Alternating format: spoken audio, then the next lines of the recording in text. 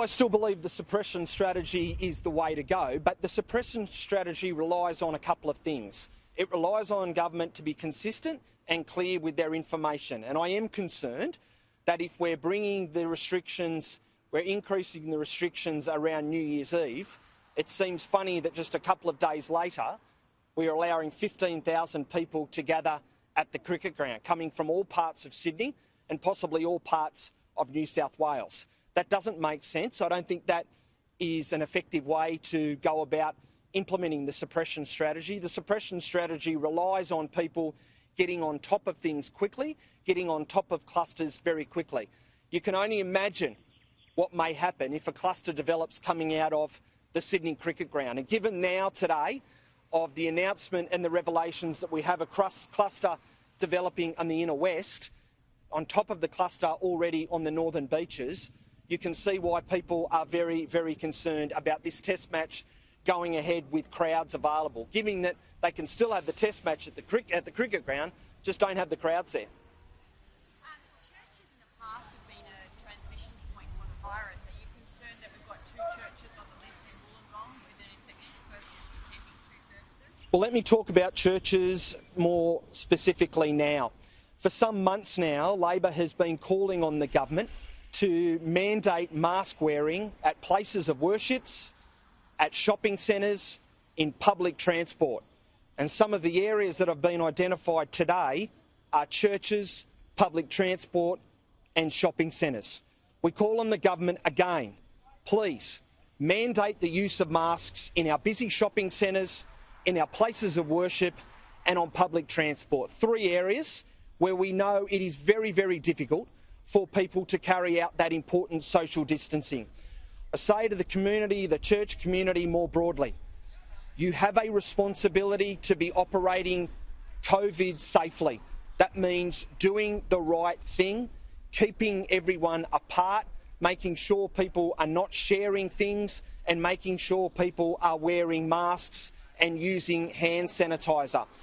All of us, government, business, community, the church, religious groups broadly, have a responsibility to get on top of this second spike. Every single one of us have that responsibility and all of us need to play a part. And again, I call on the government. Now is the time to move towards mandating masks in those places of worship, in those busy shopping centres and across our public transport network.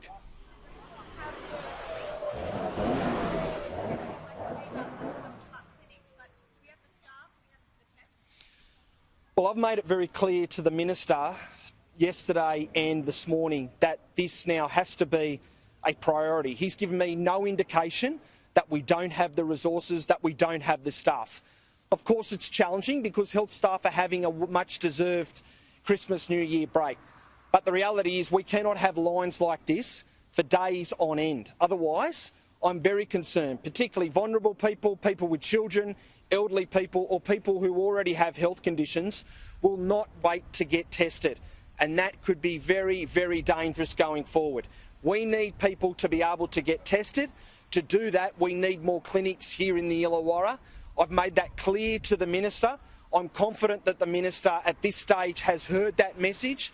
I'm confident that New South Wales Health has heard that message.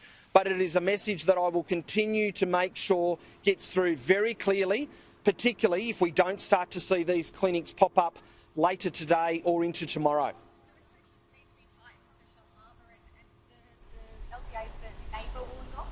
Well, one of the things we discussed with the Minister last night, particularly in relation to the churches, is that those 2 churches, people from across the Illawarra, both the south and in the north, go and attend services at those churches.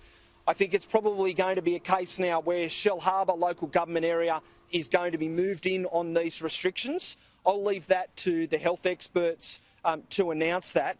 But quite clearly, those of us who have lived here, particularly all our life, know that the movement between the Shell Harbour and Wollongong local government area is frequent, it's steady, it happens every day, it happens probably every hour of every day.